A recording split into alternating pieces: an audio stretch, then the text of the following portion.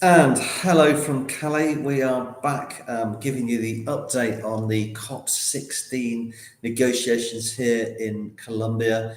It's a hot and sticky day. In fact, it's been hot and sticky all week.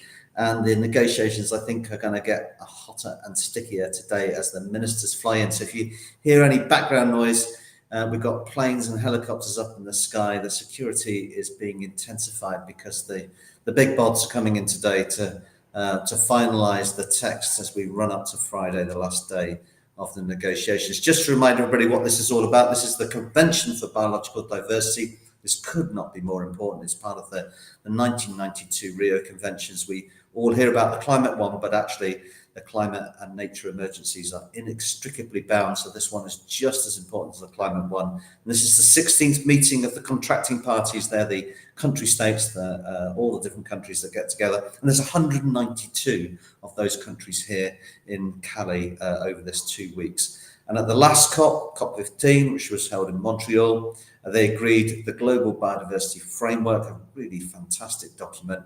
And this COP is all about national governments coming back to the Global Biodiversity Framework to set out how they are going to deliver against that framework and how countries are going to operate together. It's been a weekend off, so not much to update in terms of the actual negotiations. It's given people a chance to have some time off, and that means that well, we've actually had a bit of time off. We went bird watching on Sunday morning, which was absolutely fantastic. I spoke to the Norwegian delegation. They were having a bit of time off, for example. They had been telling me that they'd been in the negotiation rooms from 6:30 in the morning to 11 o'clock at night, which just sounds like absolute purgatory. So really, really hard. I mean, of course, the negotiations are carrying on in the background, in the lobbies, on the buses, in the restaurants, in the bars and so on. And on also loads and loads of different side events that are going on in the Blue Zone and so on. And I went to one of those yesterday, really interesting one, held by the World Association of Zoos and Aquarium, talking about how we regulate the trade in wildlife. Really interesting stuff. So, one of the things that was being talked about was that when illegal animals are illegally traded and they're caught at the border, what do you do with those animals? So, San Diego Zoo had set up an enormous system, and we have similar systems in Europe, where those animals are cared for and they're distributed amongst different zoos and aquaria and wildlife collections across the US, subject to certain regulations and so on. So fantastic to see stuff like that. Another initiative that the Zoological Society of London, so London Zoo, have been heavily involved in is Reverse the Red. And this is about saving those animals that are effectively extinct in the wild. So really at the very high end of the red list, the so-called red list that the IUCN runs, the International Union for Nature Conservation, and gave a great example. So the scimitar horned oryx, a beautiful animal, completely extinct in the wild, captive bred in zoos, and then reintroduced into the wild, so that this year 5,000 wild calves were born. So calves born back in the wild for the first time. And effectively that means that species, the scimitar horned oryx, has been downlisted from effectively extinct in the wild to just severely threatened. I mean, there's a long way to go, of course. Another example was the Guan kingfisher, which had been wiped out by the brown tree snake, an invasive snake on Guam. And they had again captively bred the last few Guam kingfishers, got their populations up, and then reintroduced them. I mean, they haven't got rid of the brown tree snakes yet, but reintroduced them on an island very close by that's free of brown tree snakes, so Palmyra Island. And again, we've now got wild animals back in things. So great, thanks for joining me. We've got people from Norfolk, from Northeast Wales, so that's absolutely fantastic to see, and good to see Peter Shirley here again. Welcome, Peter. So today we're going to be talking a lot about biodiversity and business. Why is that? Well, there's a lot of discussion on this. There's a lot of discussion on how you finance the Global Biodiversity Framework. They talk about a new fund for biodiversity, or extending the Global Environment Facility. And this is really the mechanism where we move money from the global north, the richer global north, to the global south that have a lot of the remaining biodiversity across the world.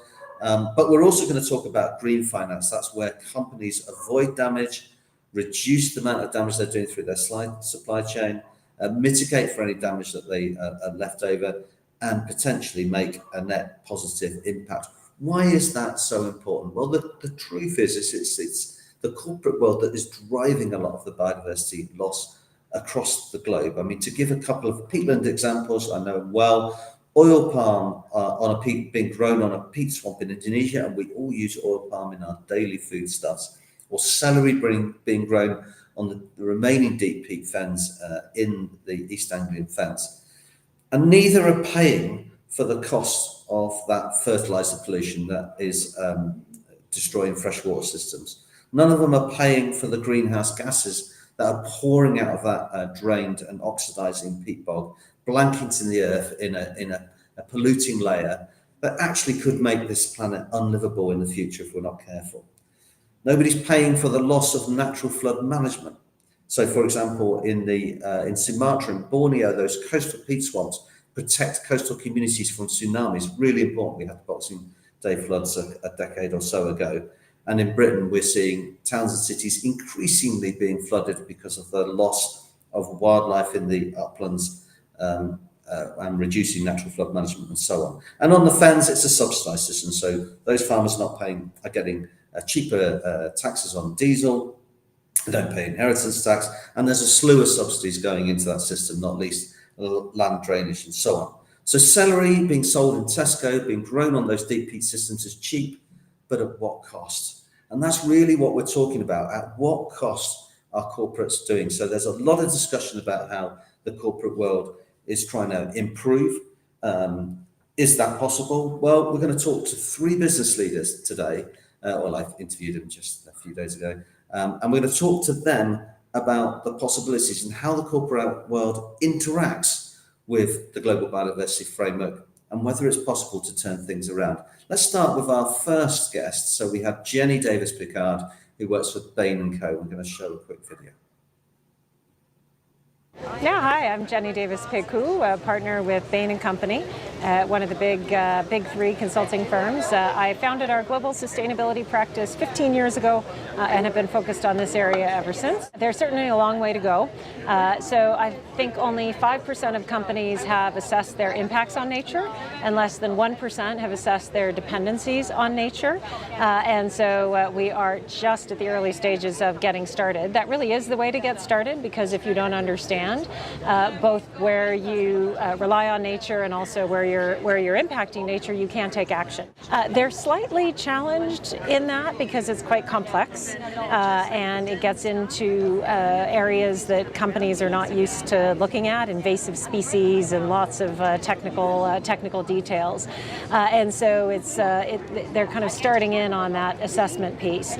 And once you do that, then you can get on to thinking about what kinds of commitments you want to make to nature. Now, nature positive is the lingo, but that is a really bold term.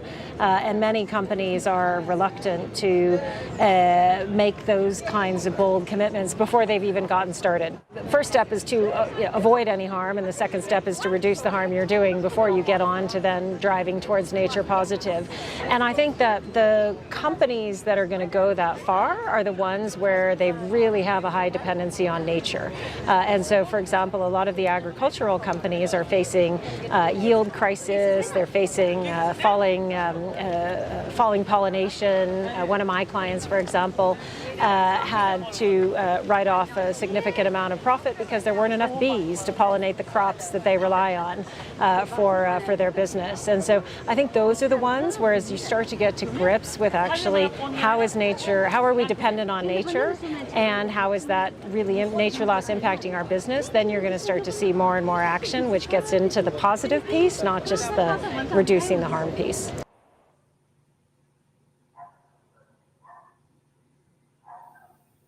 Well, Goly G, I mean, when your almond crop, and this is a multinational company, so we'll be talking about not just a little small farm, we're talking about many thousands and thousands of hectares of almond trees. And when your almond crop fails because you haven't got enough pollinators, we know that the world is in trouble. And we can see, and it's a very obvious example there, of where these nature risks, these so-called nature risks, are impacting upon the real economy. And that's going to get worse and worse as nature declines and as climate change intensifies.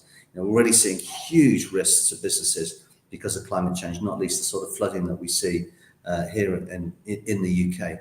So that's good. So thank you, Jenny, for setting the scene there, really. I was asking Jenny about the fact that many of the corporate proposals that are being talked about, the action plans that are being talked about, is really just about minimising risk within the supply chain.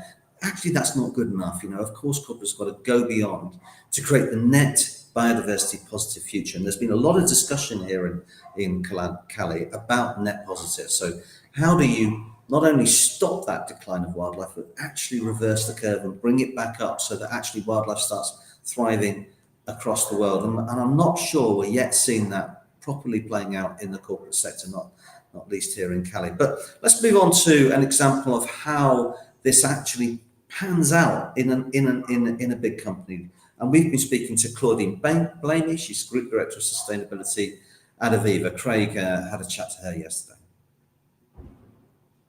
Why does nature matter to business? Why does it matter specifically to a business like Aviva? It's different in different parts of the business. So in terms of our investments, obviously the companies that we invest in are impacted by nature loss because of their supply chains. So that means that their returns might be impacted, that means their value might be impacted, and therefore that impacts our investments. And this is a massive range of companies you invest in, lots Absolutely. of different sectors. Lots of different sectors, and that's why sector pathways are so important for us. And then on the insurance side of the business, really it's also the same sort of thing in terms of the companies that we insure, but also the adaptation side and the resilience side is very important, and the role that nature plays in that, making sure that we can protect areas and that we don't have to constantly pay out claims, because if we had to do that, then we won't be in business. Yeah, exactly. And then there's our operation side of the business. Just like any other company, our supply chain is impacted by biodiversity losses, and so we are seeing the impacts of that all the time. Now, you talked about sector pathways, and not everyone might understand what you mean by that. What do you mean by that? So for climate change, for example, we have established sector pathways. So each sector, let's say you're in the agriculture sector, each sector needs to understand the role that they play in order to enhance biodiversity and stop biodiversity loss. We do that at climate, and that's all about climate change and net zero and how they get to net zero. So we have got together with WWF and developed sector pathways for nature. And I think that's going to be a really important part of the framework, and in terms of actually delivering on the framework. And this is important because you will have one type of sector pathway if you're in agriculture or food, very different one if you're cement. So. Exactly. But you need to be specific about those. And so what are you doing here at COP16? What have you been doing, and how have you found it over the last few days? I feel really privileged to be here, and actually quite humbled. Me too. I think just being here with all these different nations coming together to actually solve a huge problem that we've got in the world is incredible. It's something to really celebrate, really is. Isn't it? It really is. Nothing makes me more frustrated when you hear people moaning about these COPs and calling them big jamborees, because actually they're really inspiring how people are coming together from across the world. Yeah, I mean, at the end of the day, we now have a global biodiversity framework, and we should be really happy that we've got that. Yeah. And I think now the next step is for nations to take that and deliver their national biodiversity action plans. Yeah. They need right policies in place. They need right taxation in place. Yeah. They need to develop policies for the finance sector and for the regulators to be able to then really deliver these. There's no good having an ambition without any teeth. My name's Dr. Nina Siga. I lead the Center for Sustainable Finance at the Cambridge Institute for Sustainability Leadership. So if you take it to the global level, we currently have biodiversity financing at about 35 billion a year. And if you tally up two targets within the global biodiversity framework, Target 18 and Target 19. Target 18, which is responsible for the reduction of harmful subsidies towards nature. So we'd like to reduce those by about 500 billion a year. And Target 19, which looks at redirection of finance from all sources towards biodiversity, towards conservation, of about 200 billion a year. So we currently have 35, we need 700. So how are we going to get from that to there? And there's a number of ways. If you think about billion a year, so we currently have 35, we need 700. So how are we going to get from that to there? And there's a number of ways. If you think about what sustainable finance is all about, is number one is thinking through how do you actually run financial institutions. The second one is how do financial institutions think about the risks in their portfolio? And the third, and actually probably the most important, is how do financial institutions finance nature in a much more structural way? And when we've been talking to a lot of financial institutions about how to finance nature in a much more structural way, what they seem to think is that it's only through very targeted impact investment or only through nature conservation. But in all actuality, if you look at the relationships of financial institutions with large-scale corporates, there's a lot that can be done already now to reduce pressures on nature through those relationships.